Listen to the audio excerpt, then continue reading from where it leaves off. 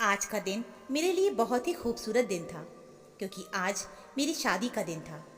मैं आज बहुत सज संवर कर तैयार होकर दुल्हन बनकर अपने कमरे में अपने पति का इंतज़ार कर रही थी। आज मेरी सुहागरात थी और हर लड़की की तरह मुझे भी बहुत खुशी हो रही थी क्योंकि मेरी शादी हो चुकी थी। मैं अपने पति का इंतज़ार कर रही थी। मेरी जिससे शादी हुई वो कोई और नहीं बल्कि मेरे जीजा जी थे। मेरी शादी मेरे जीजा जी के साथ हो गई थी, लेकिन मैं इस शादी से बहुत ज़्यादा खुश थी और मुझे इस शादी से कोई परेशानी भी नहीं थी। दरअसल मेरी दीदी के मरने के बाद मेरे घर वालों ने मेरी शादी मेरे जीजा जी से करवा दी क्योंकि मेरे जीजा बहुत अच्छे इंसान थे। मेरी दीदी की शादी को 2 साल हो चुके थे। मेरी दीदी अपनी शादी से बहुत ज़्यादा खुश थी और वो बहुत खुशी खुशी अपने ससुराल में रह रही थी। लेकिन एक दिन अचानक उनको हार्ट अटैक आ गया और उनकी मौत हो गई। उसके बाद सारा परिवार बिखर कर रह गया था। हम सब बहुत टूट चुके थे। मेरे जीजा जी भी बहुत उदास रहने लगे थे और मेरे घर वाले भी दीदी के जाने के बाद गम में बहुत परेशान रहते थे। लेकिन अब 1-2 साल गुजर चुके थे, इसीलिए सब लोग थोड़ा थोड़ा करके अपने गम को भुला रहे थे। एक दिन मेरी माँ ने ये सोच लिया कि मेरी शादी तय कर दी जाए, इसलिए उन्होंने मेरी शादी मेरे जीजा जी के साथ तय कर दी क्योंकि मेरे जीजा जी के घर में बस उनकी माँ थी और वो सब काफ़ी अच्छे थे और उनके पास पैसे भी बहुत ज़्यादा थे और कोई दिक्कत नहीं थी। सब कुछ बहुत अच्छा था। मेरे जीजा मेरी दीदी को बहुत ज़्यादा खुश रखते थे। वो उनके हर मुराद को पूरी करते थे और उनसे एक बेटा वंश भी था जिसे वो बहुत प्यार करते थे। मैंने देखा था कि मेरी दीदी वहाँ पर बिल्कुल रानियों की तरह रहती थी। लेकिन दीदी के जाने के बाद मेरे जीजा जी बिल्कुल टूट से गए थे और एकदम अकेले हो गए थे। मेरी भी शादी की उम्र हो चुकी थी। मैं अब 22 साल की हो चुकी थी। इसलिए मेरी माँ ने सोचा कि मेरी शादी कर दी जाए और उन्होंने मेरा रिश्ता ढूंढना शुरू कर दिया था। पर उन्हें ख्याल आया कि मेरे लिए सबसे अच्छा रिश्ता तो मेरे जीजा जी ही रहेंगे क्योंकि अब दीदी तो रही नहीं। पर अगर मेरी शादी जीजा जी के साथ हो जाती तो जीजा जी मुझे बहुत खुश रखेंगे और अपनी पत्नी के रूप में मेरा बहुत ख्याल भी रखेंगे। मुझे बहुत ज़्यादा प्यार भी करेंगे और मैं अपने ससुराल में बहुत ज़्यादा खुश भी रहूँगी। यही सोचकर मेरी माँ ने मेरी शादी जीजा जी से तय कर दी। एक दिन माँ ने मुझे अचानक से बुलाया और कहा, नीना, मैंने तुम्हारी शादी तय कर दी है। मुझे बहुत गुस्सा आया क्योंकि मुझे अभी शादी नहीं करनी थी। ऊपर से मेरी माँ ने कहा कि मैंने तेरी शादी जीजा जी के साथ तय कर दी है। मैं इस बात से बहुत हैरान रह गई थी क्योंकि मैं हमेशा अपने जीजा जी को अपने जीजा जी के रूप में ही स्वीकार किया था, कभी उन्हें उस नज़र से नहीं देखा था। और ये बात तो हर लड़की के लिए बहुत अजीब होगी क्योंकि वो मेरी दीदी के पति थे। इसलिए मैंने कहा, ठीक है, मैं आपको सोच कर बताती हूँ। जिस बात से मैं बहुत परेशान हो रही थी, मैंने सोच लिया कि मैं अपनी माँ को बता दूंगी कि मुझे शादी नहीं करनी है।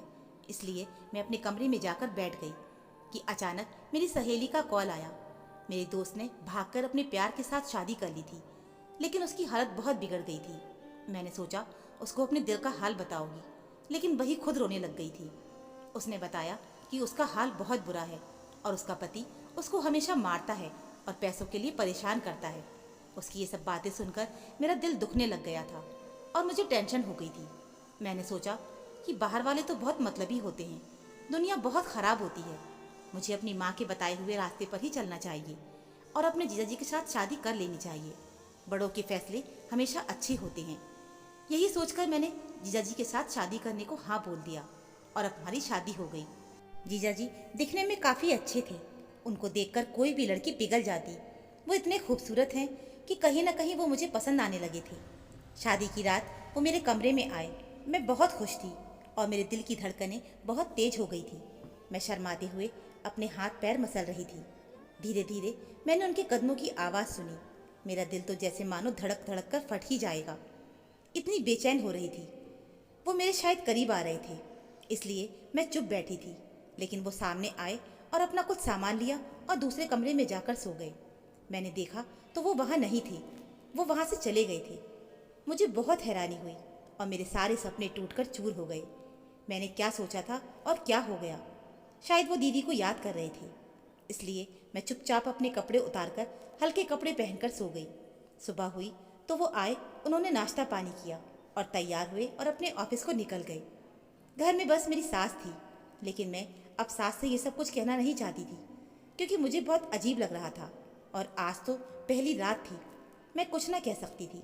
इसलिए मैं चुप बैठ गई, लेकिन मेरे दिल में बहुत बेचैनी हो रही थी। हर लड़की चाहती है कि उसकी शादी की रात बहुत खूबसूरत हो, लेकिन शायद मेरे नसीब में ये रात लिखी ही नहीं थी, इसलिए मैंने जाने दिया। अगली रात को भी वैसा ही हुआ। मेरे पति मेरे कमरे में आए, लेकिन थोड़ी देर के बाद वो चले गए और उन्होंने मुझसे बात भी नहीं की। वो दूसरे कमरे में जाकर बैठ गए। मैं बहुत परेशान हो गई थी। मैं चाहती थी कि वो मुझसे बात करें, मेरे करीब आए, लेकिन ऐसा कुछ नहीं हुआ। वो अब तक दीदी के गम में ही थे।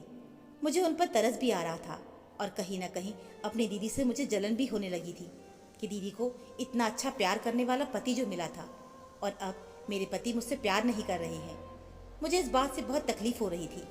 मैं चाहती थी कि वो मुझसे प्यार करे, लेकिन वो तो मुझसे दूर दूर भाग रहे थे।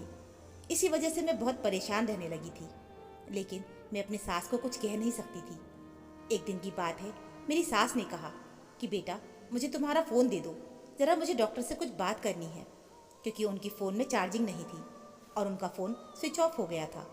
इसलिए मैंने कहा ठीक है।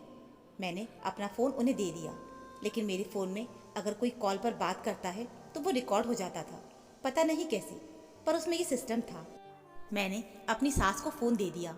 मेरी सास फ़ोन कमरे में लेकर चली गई और करीब 20-25 मिनट के बाद मुझे मेरे कमरे में आकर फ़ोन देकर गई। मैंने दिल में सोचा कि आखिर इतनी देर बात क्यों कर रही थी, लेकिन मुझे क्या, मुझे कोई लेना देना नहीं था, क्योंकि वो डॉक्टर से बात कर रही थी। थोड़ी देर के बाद मेरे पति आए और उन्होंने मुझे खाने के लिए जलेबी ला कर दिया, जो कि मुझे बहुत पसंद था। पता नहीं आज कैसे उन्होंने मुझे खाने की चीज़ ला कर दी थी, तो मैंने सोचा चलो खा लेती हूँ। खाने से पहले मैंने सोचा कि मैं कोई कहानी सुनते सुनते खाती हूँ, क्योंकि मेरी हमेशा से आदत थी। मैं जब भी कुछ खाती थी तो पहले कानी लगाकर सुनती थी और साथ में खाती। मुझे इस तरह कहानी सुनते हुए खाना खाना बहुत पसंद था, इसलिए मैंने सोचा चलो सुनती हूँ। और जैसे ही मैं कहानी सुनने के लिए अपना मोबाइल चालू किया तो सबसे ऊपर जो सासू माँ ने डॉक्टर से बात की थी वही रिकॉर्डिंग ऊपर आ गई। ना चाहते हुए भी मैंने वो चालू कर दी, क्योंकि मैं ये सोच में पड़ गई थी कि देखें तो क्या बात कर रही थी मेरी सासू माँ। और जैसे ही मैंने सुनना शुरू किया तो मेरे तो होश ही उड़ गए, क्योंकि सासू माँ ने डॉक्टर से कहा कि अभी पैसों का इंतज़ाम नहीं हुआ है। तब डॉक्टर बोलने लगा कि अगर आपने मुझे 50,000 रुपये लाकर नहीं दिए तो मैं सारा सच उगल दूंगा कि आपने अपनी बहू की मरने की झूठी रिपोर्ट लिखवाई है, जबकि उसे मार दिया गया था, और झूठ रिपोर्ट में लिखवाया था कि उसे हार्ट अटैक आ गया है। अगर मैंने ये बात पुलिस को कह दी तो आप लोग जेल में चले जाओगे। अगर ऐसा आप नहीं चाहते हो तो मुझे 50,000 रुपये ला कर दे दो। मेरी सासू माँ बोल रही थी कि अब तक मेरे पास सिर्फ 20,000 का इंतज़ाम हुआ है, आप ये ले लो, लेकिन किसी से कुछ कहना मत। ये सब सुनकर तो मेरे पैरों तले ज़मीन ही निकल गई थी। मैं बैठकर बहुत रोने लगी। ऐसा लगने लगा था कि अगर ये सब ना होता तो मेरी दीदी आज जिंदा होती, और डॉक्टर ने भी यही कहा था कि आपका बेटा दिमाग का मरीज है और उसने पागलपन में आपकी बहू को मार दिया था। अगर मैंने ये सब पुलिस को बता दिया तो सोच लो कि आखिर क्या होगा। मैं ये सबसे हैरान रह गई थी।